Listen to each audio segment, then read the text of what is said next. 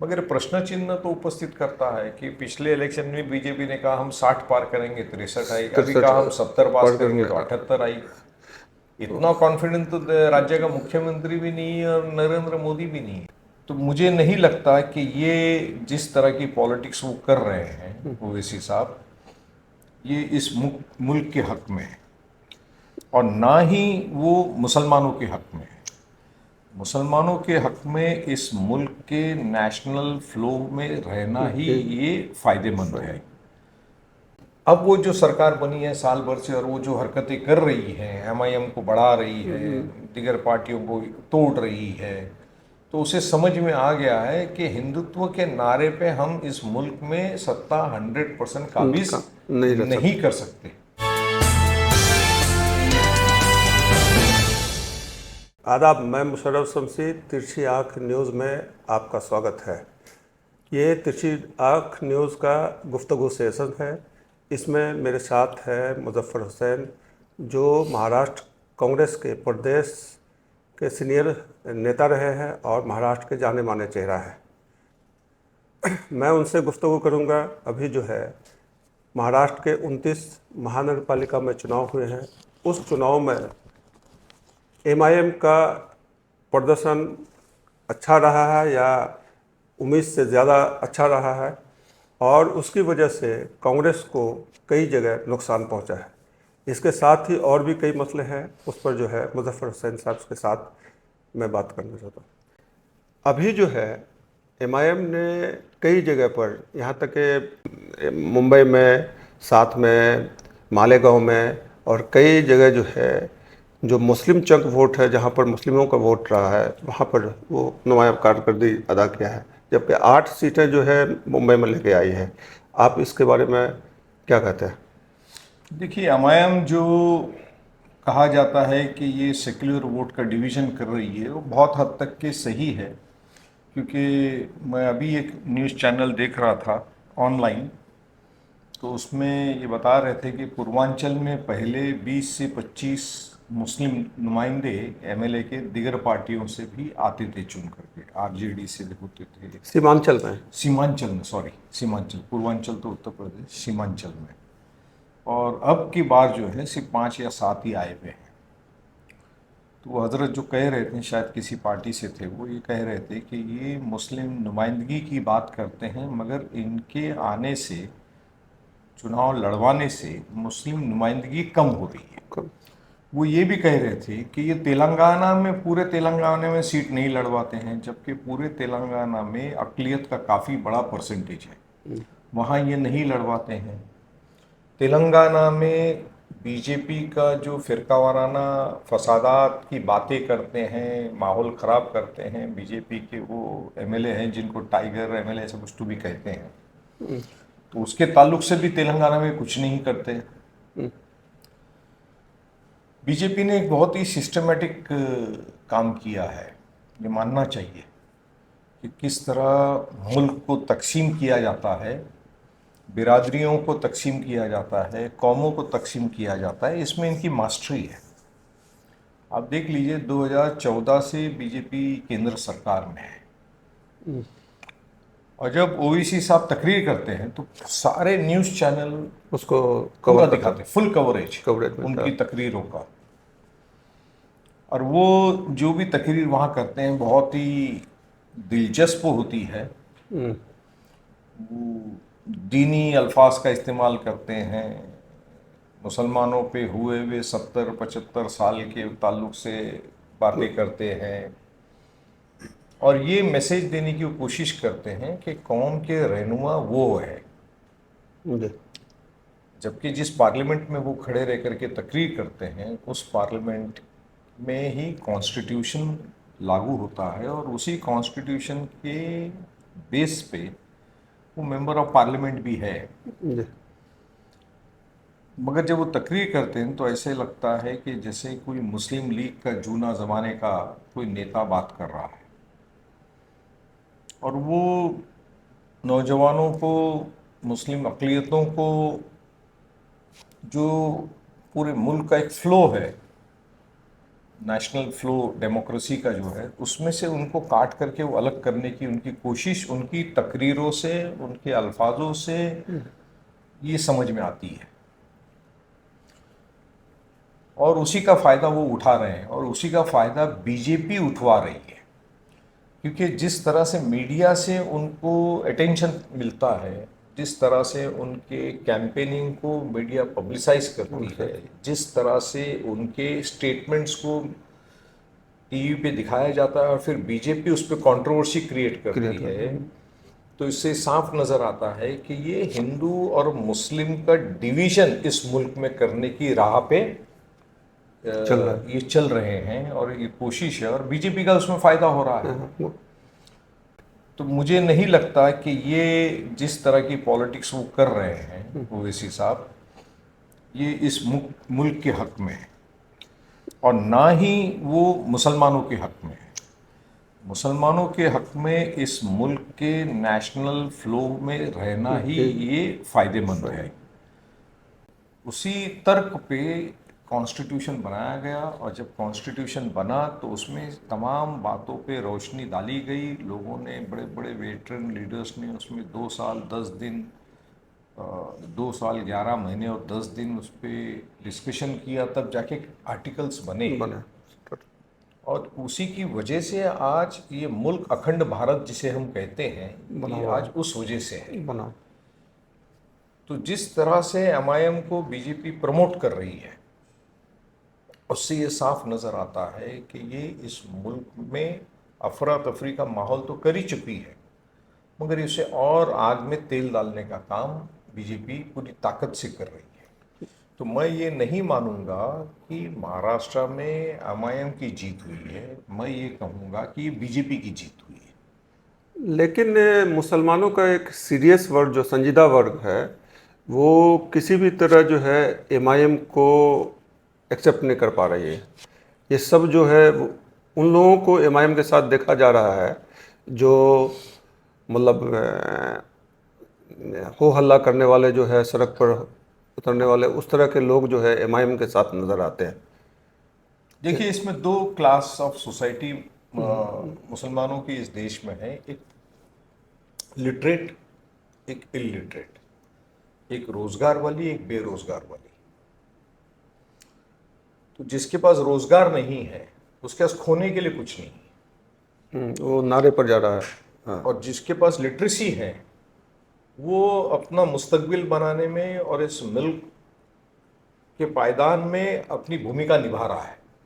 लेकिन इसमें सेकुलर जो पार्टियां हैं उसका भी एक किरदार है।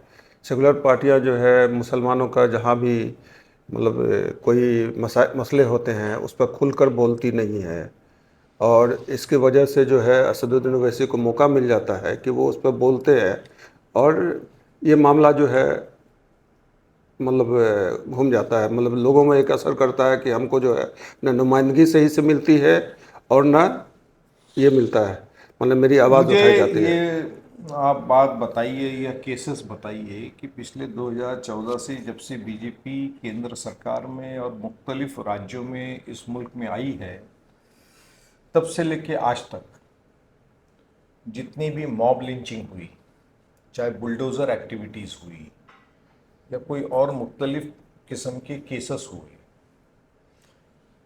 10 साल से इनके बोलने से उसमें क्या परिवर्तन हुआ? परिवर्तन तो कुछ नहीं, एक आवाज़ तो कौन सी हरकतें बीजेपी की जो गलत हरकतें हैं कहाँ रुकी? और ये जो भी तकरीरें करते हैं आवाम में जाते हैं और जो भी बातें करते हैं इन पर बीजेपी ने आज तक क्यों कोई रोक नहीं एक्शन नहीं लगाई? लिया है, कोई एक्शन नहीं। मैं कल देख रहा था हमारी ऑल इंडिया कांग्रेस की महिला अध्यक्ष अलका लांबा हाँ दिल्ली वाले दिल्ली वाले उनकी रील चल रही थी कि उत्तराखंड में या झारखंड में कहीं अमित शाह जी जाने वाले हैं और वहाँ पे कुछ एक महिला पे कुछ रेप केस या मोलेस्टेशन का केस हुआ है, कुछ आदिवासियों का केस हुआ है। तो उन्होंने वहाँ पे पुलिस से कहा कि हम जो महिला कांग्रेस की दूसरी पदाधिकारी अलका लांबा नहीं, उन्होंने कहा कि हमको अमित शाह जी से मिलना है और वो बोल करके निकले और उसके बाद में भर रास्ते में अंधेरे में रात में 11 बजे पुलिस ने उन महिला कांग्रेस की पदाधिकारियों की गाड़ियां रोकी, उनको 2-3 घंटे परेशान किया, उनसे ये लिखित रूप में मांगा कि आप ये सारे मुद्दे लेकर के अमित शाह जी को नहीं मिलेंगे। अच्छा। तो कहाँ गए लोकतंत्र, कहाँ है डेमोक्रेसी? कोई न्यूज़ चैनल उसको दिखाता नहीं है। तो ये तो माहौल है मुल्क के अंदर कि ना मीडिया किसी बात को उजागर करता है, मीडिया के भी हाथ दबे हुए हैं, जो सोशल मीडिया पे चल रहा है वही चल रहा है।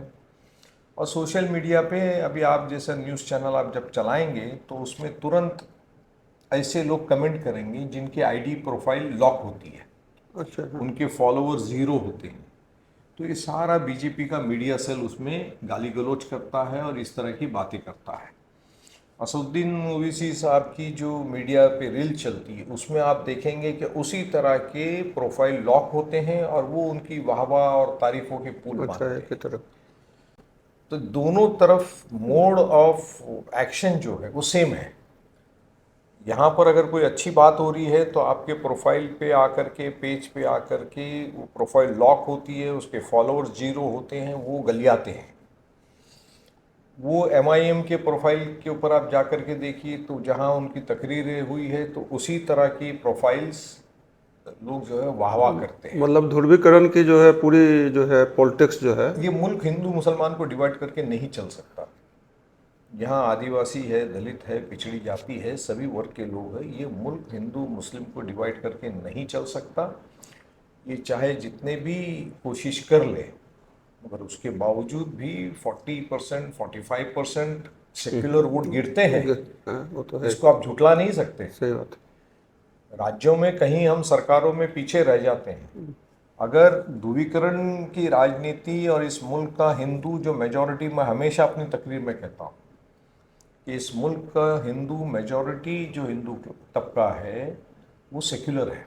सही बात। वो अगर सेक्युलर नहीं होता तो राम जन्मभूमि की मंदिर तामीर के बाद इनकी 240 सीट नहीं होती, नहीं। 450 सीट होती। सही बात।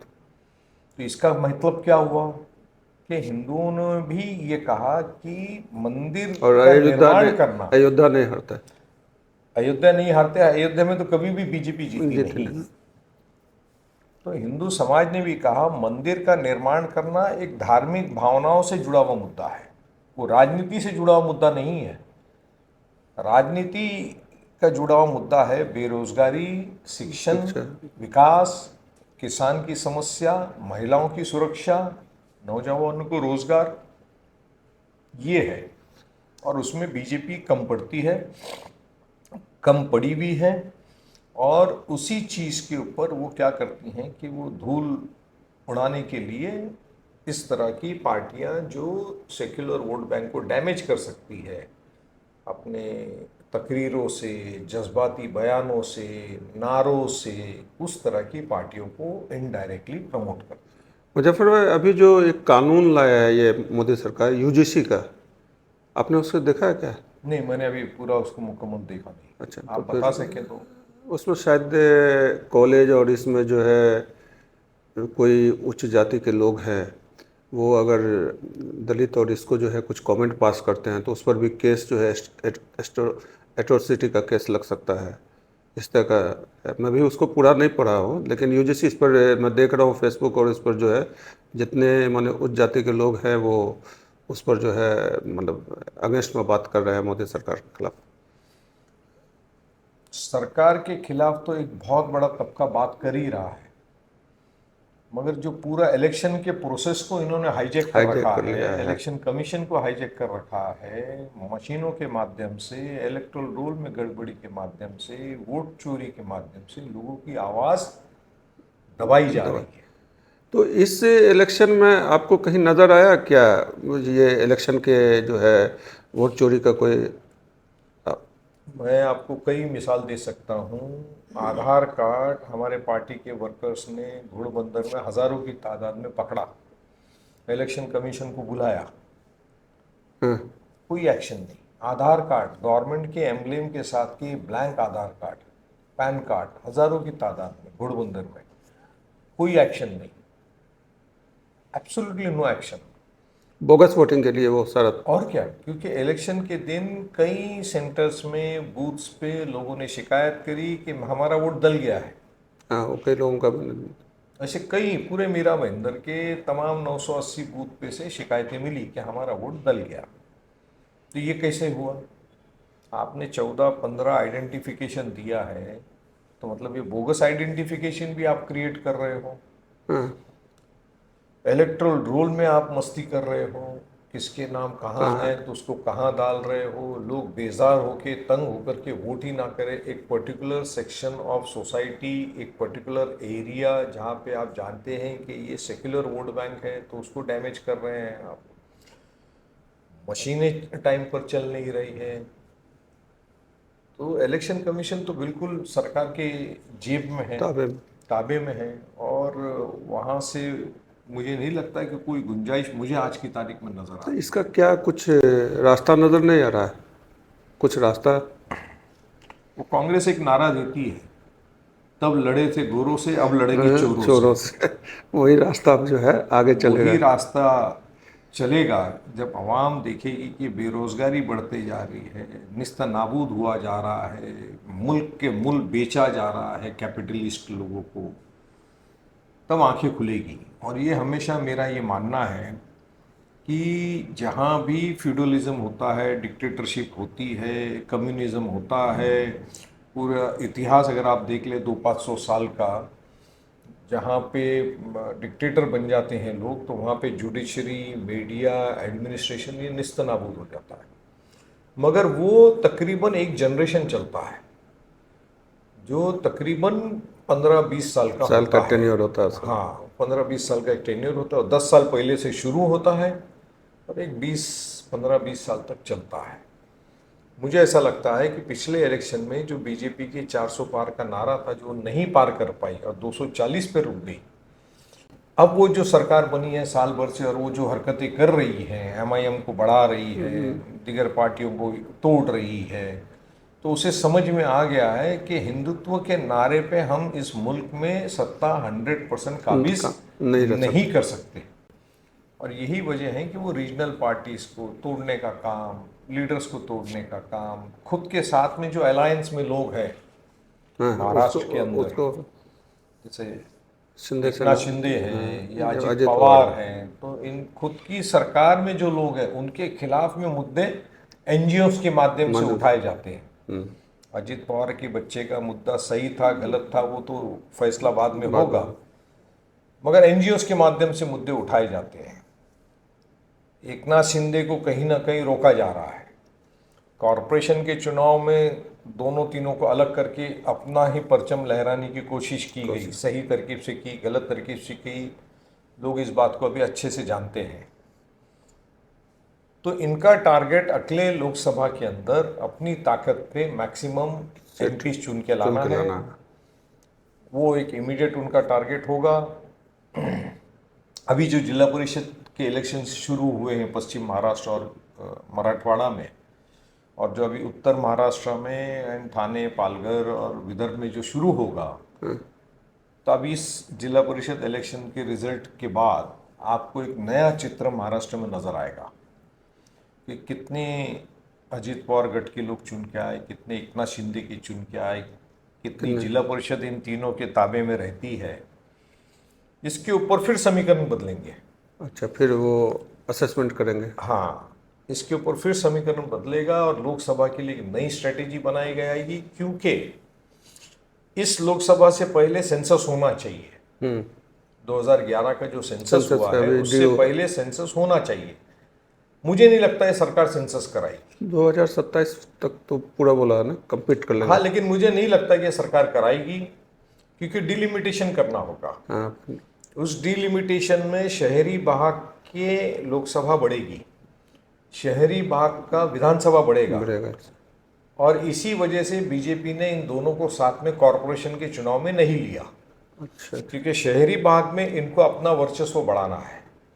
48 सीट में से तकरीबन मेरे हिसाब से अगर सेंसस होता है तो अर्बनाइजेशन के परसेंटेज के हिसाब से तकरीबन 50-52, 48 सीट्स है ना, तो तकरीबन 26-28 सीटें बढ़ जाएगी, अर्बन एरिया में आ जाएगी। अच्छा, नंबर ऑफ सीट बढ़ेगी नहीं बढ़ेगी वो तो पार्लियामेंट डिसाइड करेगा, मगर अगर सीटें नहीं बढ़ी और सेंसस के बेस पे डिलिमिटेशन स्टेशन किया, हुआ तो अगर अभी 22 सीटें अर्बन एरिया में हैं, टेंटेटिव बता रहा हूँ, एग्जैक्ट हाँ। फिगर नहीं मुझे पता है, टेंटेटिव बता रहा हूँ, तो वो सीटें बढ़ेगी और इसी वजह से ये कॉरपोरेशन बीजेपी ने अपनी ताकत पे लड़ी अच्छा ताकि वो लोकसभा के अपनी सीट्स बढ़ा सकें। और जो जिला परिषद के भी चुनाव होंगे उसके बाद जो समीकरण आएगा उसका रिपोर्केशन असेंबली में दिखेगा, अच्छा क्योंकि वो ग्रामीण भाग से संबंधित है और ग्रामीण भाग में बीजेपी उतनी मजबूत नहीं। मजबूत नहीं है। वहाँ अजीत पवार, हम सिर्फ इन 3 पार्टियों की बात कर रहे हैं इसके लिए, तो वहाँ अजीत पवार और एकनाथ शिंदे गठ जो है वो कितना भी परफॉर्मेंस करेगा जिला परिषद में, उस पर उसके ऊपर विधानसभा की इनकी स्ट्रेटेजी बनेगी। तो ये इस तरह का बीजेपी का मुंबई का है। जो मेयर जो है, मेयर के लिए जिस तरह से एकनाथ शिंदे के ग्रुप के जो 21 कॉरपोरेटर हैं उनको ताजलाइन होटल में बंद कर दिया गया है या जमा कर दिया गया है, और जबकि दोनों साथ में लड़े थे, तो इसको कैसे देख रहे हैं? ये क्या खेल चल रहा है? वो तो खैर ठीक है, दोनों साथ लड़े थे, ट्रिपल अलायंस था, तो कॉरपोरेशन में वही बैठेंगे। अब वो किसी को होटल में बंद किया है कि रिजॉर्ट में बंद किया है, ये तो खैर चलता रहेगा सब, मैं उसके लिए कोई महत्व नहीं समझता हूँ। मेयर क्या पर्ची से निकलेगा यहाँ का? निकल चुका है ना ऑलरेडी, महिला महिला तो है, हाँ, लेकिन वो पर्ची से निकलेगा। बीजेपी का, वो बीजेपी का इंटरनल विषय है। नहीं, जिस तरह से हरियाणा, ये राजस्थान और मध्य प्रदेश में पर्ची से मुख्यमंत्री का फैसला हुआ था, मुझे तो ये लगता है कि यहाँ भी जो है मेयर पर्ची से होगा। वो बीजेपी का इंटरनल फैसला है, मैं उस पर क्या कहूँ, उस पर कुछ नहीं बोलेंगे। इंटरनल पार्टी का विषय अच्छा है वो। ठीक है, आप यहाँ के रिजल्ट से संतुष्ट हैं? उस तरह से अगर आप पॉलिटिकली एंगल से देखा जाए तो बीजेपी को कुछ 41% वोट शेयर मिला है और मुख्तलिफ पार्टियों को इंक्लूडिंग अस, हमारे लोग को कुछ 57% के आसपास ऐसा कुछ मिला है, मुख्तलिफ पार्टियों को, इंडिपेंडेंट को, दोनों सेना को, कांग्रेस को, दोनों राष्ट्रवादी को, ऐसा 57 मिला है। मगर 41 या 43% वोट शेयर के अंदर 78 सीटें आना, अच्छा, 57 के अंदर इतनी हमारे 13 और 3 शिंदे की आना, 2 18, तो ये कहीं ना कहीं तो प्रश्न चिन्ह उपस्थित करता है। मोटा मोटा अगर आप देखा जाए तो कॉरपोरेशन का चुनाव है, वार्ड के अंदर की समीकरण अलग होती है अपनी अपनी जगह पे, मगर प्रश्न चिन्ह तो उपस्थित करता है कि पिछले इलेक्शन में बीजेपी ने कहा हम 60 पार करेंगे, 63 आई, अभी कहा हम 70 पास करेंगे तो 78 आई। इतना कॉन्फिडेंस तो राज्य का मुख्यमंत्री भी नहीं है और नरेंद्र मोदी भी नहीं है। नहीं, अमित शाह बोलता है तो कभी हो जाता है। हाँ, तो अब ये तो इलेक्शन कमीशन की सारी खेली है। अच्छा, आपने एक भाषण दिया, उस भाषण पर ऐसा लगता है कि आपके 4 से 5 सीट का नुकसान हो गया। जो उस भाषण को जिस तरह से भाजपा ने भंजाया उसको, देखिए इसमें 2 बातें हैं। एक तो भाजपा मुझे इस शहर का एक प्रोमिनेंट लीडर मानती है, इसमें कोई शक नहीं। उसको तो कोई झुटला नहीं सकता।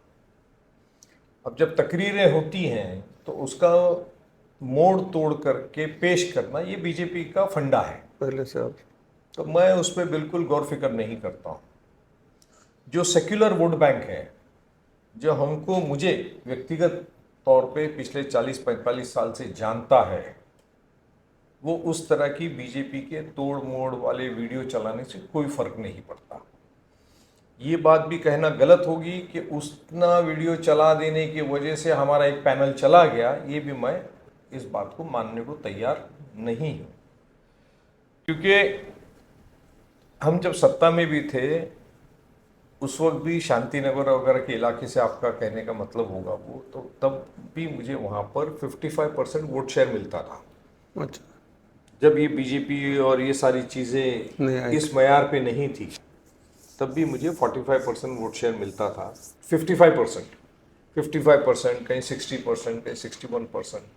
अब जब पूरे मुल्क का अगर आप देखें 2012 से लेके अभी तक के, तो सेक्युलर वोट बैंक की विभागनी हो गई और एक बड़ा तबका जो है वो भाजपा के साथ हो गया।